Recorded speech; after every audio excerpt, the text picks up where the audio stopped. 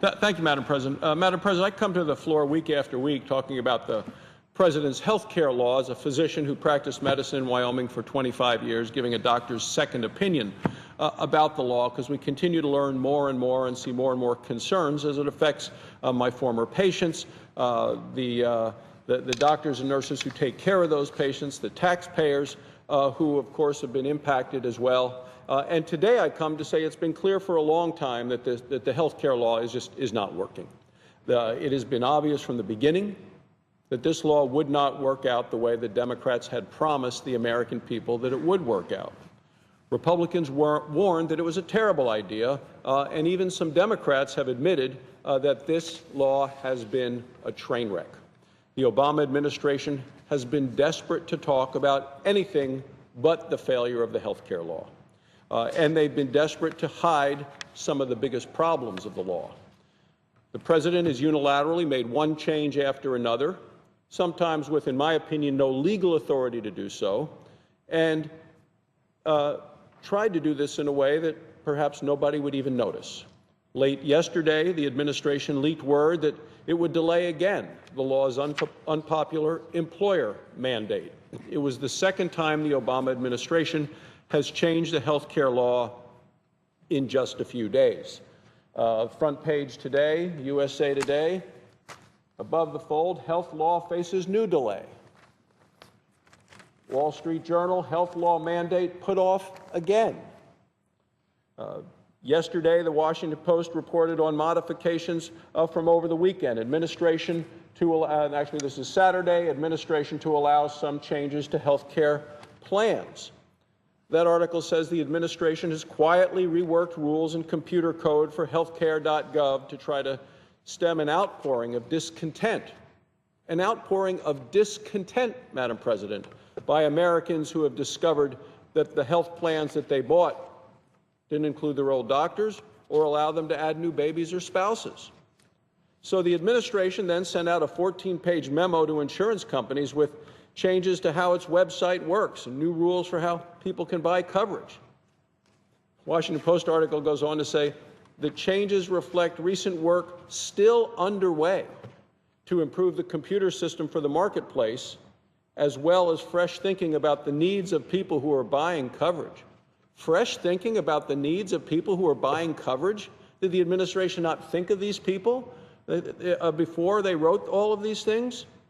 The Obama administration has been working on this website for 4 years.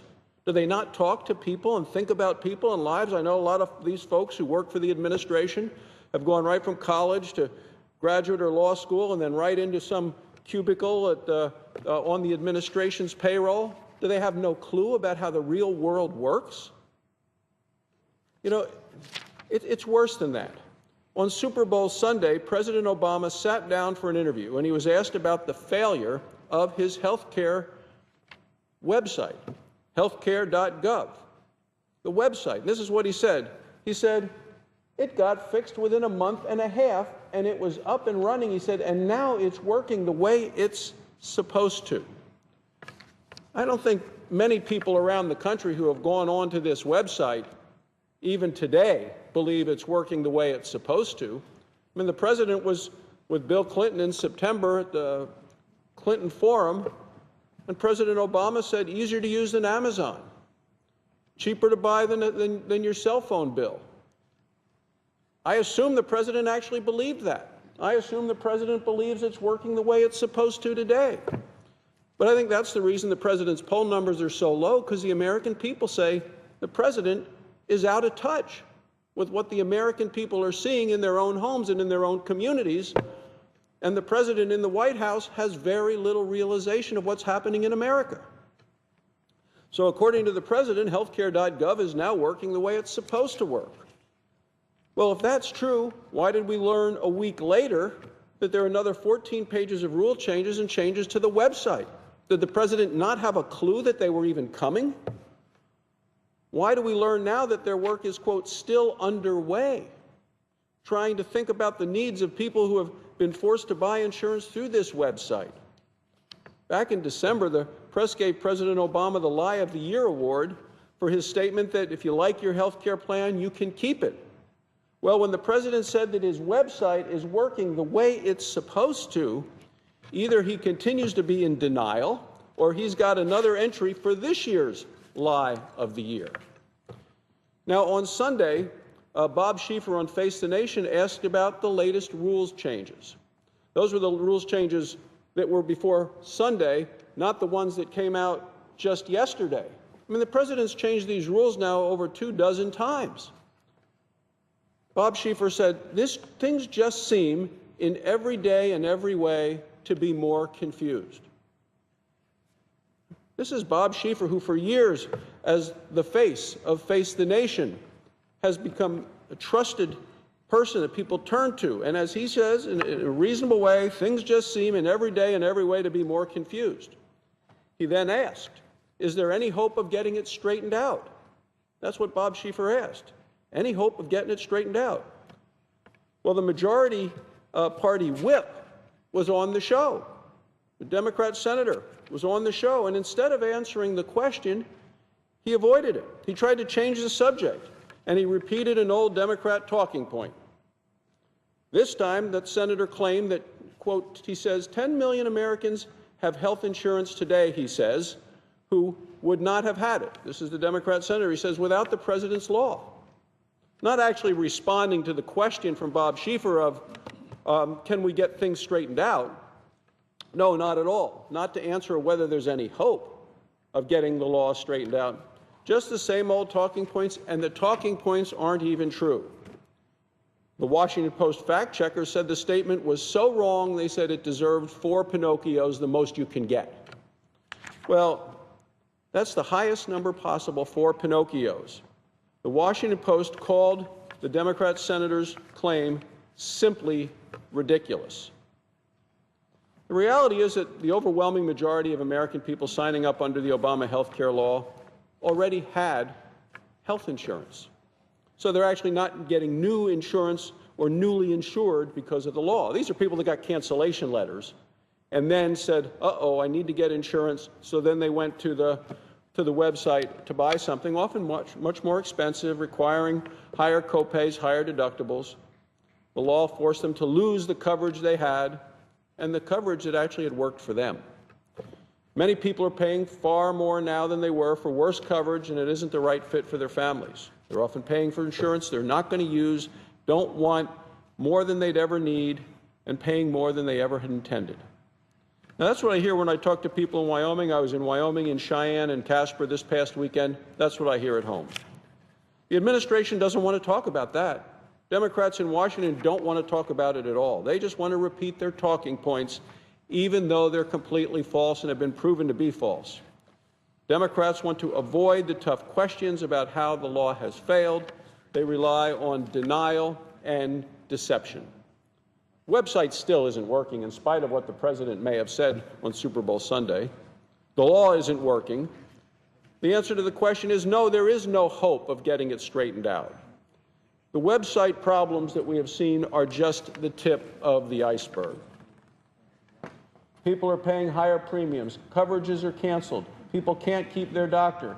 Fraud and identity theft are going to continue to be a plague of this health care website, and people are paying higher copays and deductibles.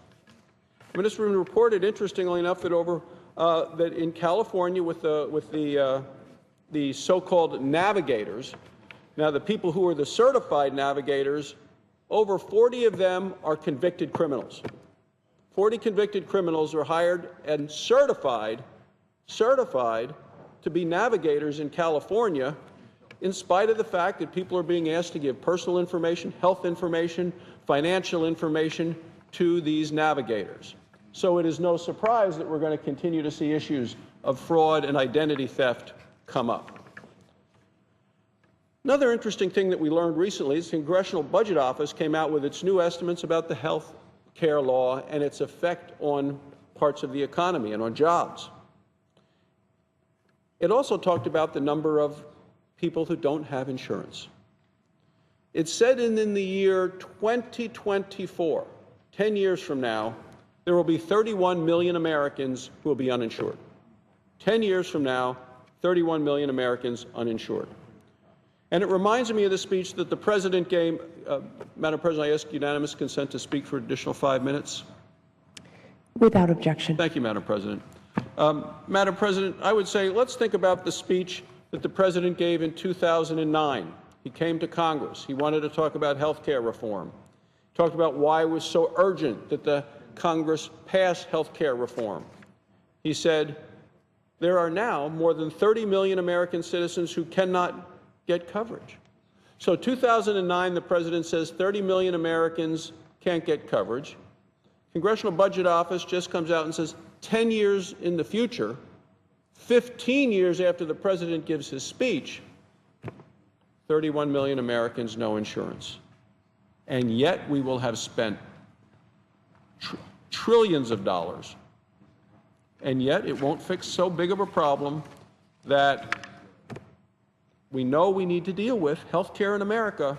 And this present law, this enormous law, this 2,700-page law, has completely failed to deal with the reason the President said we had to deal with this in 2009. 15 years later, same numbers, 30 million, over 30 million in 2024.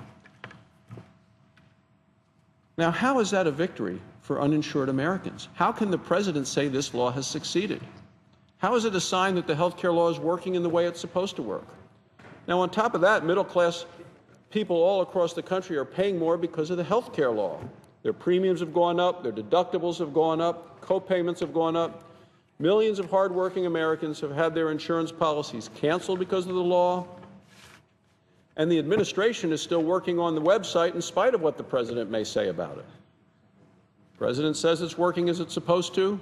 On this and so many issues, the President continues to be wrong, and the American people see it. The website isn't working. The health care law clearly is not working. It's not working the way he promised. It's not working the way the American people need health care to work for them in this country. It's time for the administration to just stop sneaking out these changes under the cover of darkness in blog posts. The President's going to make a change. Why doesn't he come and tell the American people what he's going to do? It's time for the Democrats to stop the four Pinocchio talking points. It's time for folks to be honest about the failings of the health care law. It's time to eliminate this terrible health care law and replace it with real reform that gives people better access to quality, affordable health care, the care they need from a doctor they choose at lower cost. Thank you, Madam President. I yield the floor.